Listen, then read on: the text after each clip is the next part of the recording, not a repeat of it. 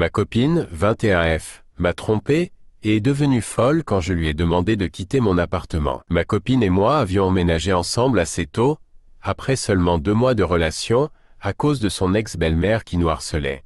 Pendant cette période, j'ai travaillé dur pour nous trouver un nouvel appartement avec une meilleure sécurité et bien plus confortable que le précédent. La veille du déménagement, elle s'est saoulée alors que j'étais sobre et que je m'occupais de son enfant, 8 mois. Nous avions des amis à la maison. Mon pote a amené son cousin et elle a commencé à perdre connaissance. Le cousin a essayé de faire des avances et l'a ajouté sur les réseaux sociaux. J'ai fini par virer tout le monde pour qu'on puisse dormir. Nous nous sommes disputés, frôlant la rupture. Elle est devenue violente pendant notre dispute, mais j'ai excusé son comportement en me disant qu'elle était complètement ivre et tout était filmé au passage. J'ai décidé que ce serait un nouveau départ. Plus de drama avec les ex, plus d'amis toxiques et on arrêtait de boire. La semaine suivant l'emménagement, elle a décidé de fouiller mon téléphone pendant que je dormais. Elle n'a rien trouvé, à part une fille qui avait réagi à mes stories Snapchat. Je lui avais répondu une fois par un « c'est cool ». La fille avait complimenté mon chat et avait dit sur des stories précédentes que ma copine et moi étions mignons ensemble.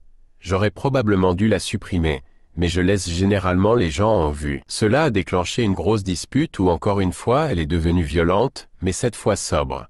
Elle a dit qu'elle partait et que je la trompais. On a fini par en parler, et je lui ai offert la bague de promesse que je comptais lui donner à 6 mois de relation, dans quelques semaines. J'ai acheté des fleurs et écrit une longue lettre d'amour pour m'excuser. Puis, il y a 3 jours, elle a dit qu'on avait peut-être besoin d'espace et a évoqué une relation à distance.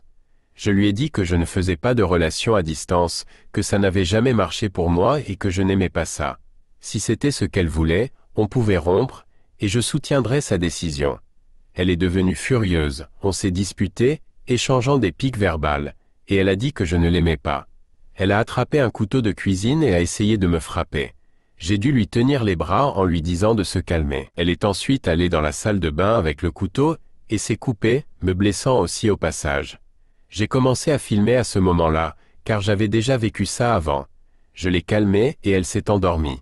J'ai décidé de fouiller son téléphone pendant qu'elle dormait. J'ai découvert qu'elle avait envoyé des messages à ce fameux gars depuis cette soirée, prévoyant d'aller dans un hôtel pour me tromper. Elle se vantait aussi de m'avoir frappé quand il a posé des questions sur moi dans leurs messages. En plus de ça, elle avait récemment commencé à envoyer des textos sexuels à sa meilleure amie, lui disant qu'elle était amoureuse. Il était 2 heures du matin, alors j'ai décidé d'aller dormir et de lui dire le matin qu'elle devait quitter mon appartement, car elle n'était pas sur le bail. Elle était condamnée pour un crime. Elle est devenue furieuse, disant qu'elle ne partirait pas, puis m'a frappé et a essayé de m'étrangler. Ma sœur et son mari, qui vivent avec nous, ont entendu le bruit et sont arrivés dans le salon. J'ai fini par appeler la police, car elle refusait de partir.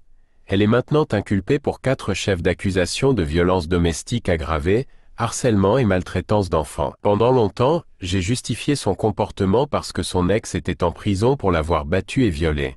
Elle n'avait pas vraiment de famille et avait eu une enfance difficile. Mais j'ai réalisé que j'avais évité une balle. Une partie de moi l'aime encore, mais l'État porte plainte. J'ai dit que je ne le ferai pas, mais mes parents et mes amis veulent que je le fasse. Par moments, je me sens vraiment mal parce que je sais qu'elle a besoin d'aide.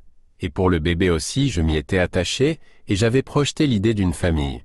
Mais en même temps, ça aurait pu bien plus mal tourner. J'aurais pu tout perdre. Elle a essayé de porter des accusations contre moi, mais ce qui m'a sauvé, c'est que chaque fois, soit ma caméra de sécurité, soit un ami ou ma famille avait tout filmé.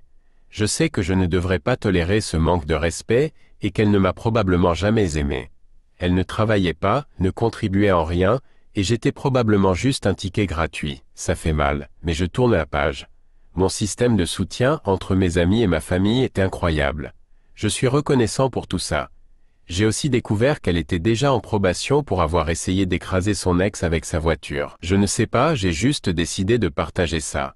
Si vous traversez une situation similaire, partez avant que ça n'arrive à ce point. Ou si vous êtes déjà dans cette situation, partez. Ça vous évitera de la douleur et des traumatismes. Suis-je le trou de balle pour avoir humilié le collègue de mon mari après qu'il nous ait humiliés? Mon mari et moi, il y a quelques mois, après des années d'essai, mon mari, 32 ans et moi, 33 ans, avons eu un magnifique bébé en parfaite santé. Mon mari et moi sommes noirs, ce qui est pertinent pour cette histoire. Nous étions aux anges, Et notre famille, nos amis et nos collègues étaient également ravis pour nous.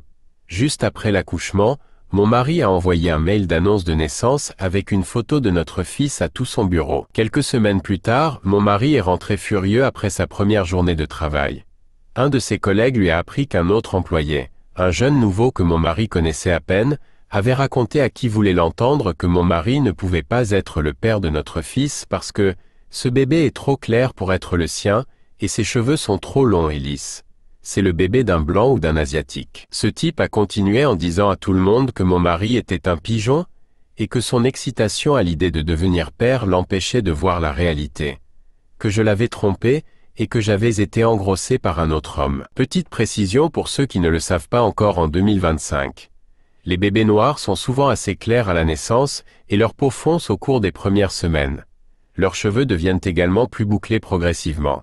Notre fils ne faisait pas exception et il est maintenant le portrait craché de mon mari. Mon mari a dit qu'il avait immédiatement confronté ce type, qui a nié avoir dit quoi que ce soit d'inapproprié, prétendant qu'il avait seulement plaisanté en disant que le bébé était trop mignon pour être celui de mon mari. Mais d'autres collègues ont confirmé la version du premier. Pire encore, ce type avait essayé de transformer ses compétences supérieures en perception, en une forme bizarre de prestige au travail. Heureusement, il a été muté à un autre poste la même semaine, donc mon mari n'a plus eu à le croiser. Jusqu'à ce qu'il réapparaisse lors d'un événement de l'entreprise ce week-end. Les familles étaient invitées, et nous avons emmené notre fils. Et qui est venu s'incruster dans notre groupe alors que nous discutions avec le patron? Ce fameux lèche-botte. Il a interrompu notre conversation et s'est présenté au patron en lui serrant la main. Quand j'ai réalisé qui il était, ma colère a refait surface et j'ai dit « Je ne crois pas que nous nous soyons rencontrés, mais n'êtes-vous pas celui qui a raconté à tout le bureau que j'avais dû tromper mon mari avec un blanc ou un asiatique et que ce ne pouvait pas être son fils ?» Le type est devenu rouge et s'est tu. Le patron lui a dit « Venez me voir dans mon bureau lundi matin » avant de s'éloigner. Je pense que quelqu'un va être viré. Mon mari m'a dit que j'étais allé trop loin, car l'affaire était déjà réglée. J'ai répondu que ce n'était pas réglé pour moi tant que je n'avais pas eu mon mot à dire, et que c'était moi qui avais été diffamé, pas lui. Suis-je le trou de balle?